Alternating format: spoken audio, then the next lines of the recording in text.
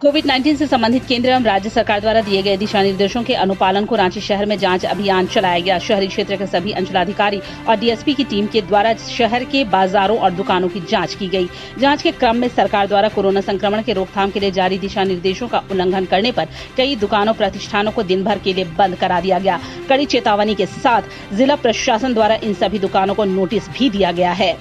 रांची अनुमंडल पदाधिकारी सदर के लोकेश मिश्रा ने बताया कि कोरोना संक्रमण के रोकथाम के लिए जिला प्रशासन द्वारा जारी दिशा निर्देशों का अनुपालन हो रहा है या नहीं, इसे लेकर आगे भी जांच जारी रहेगी। उन्होंने कहा कि कोरोना संक्रमण के रोकथाम के लिए सोशल डिस्टेंसिंग का अनुपालन, मास्क और सैनिटाइजर का इस्तेमाल जरूरी है।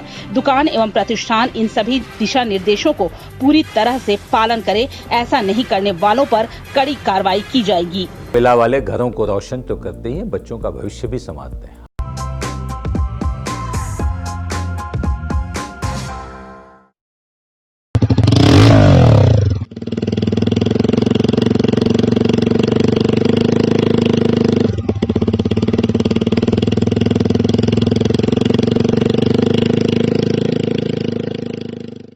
चिकू, तुमने बोला बड़ा रोल मिला है तो मुझे लगा। क्या लगा? लगा कि सेल्फी तो बनती है। चाचू, मेरा टैलेंट सेल्फी में फिट नहीं होगा। ओह,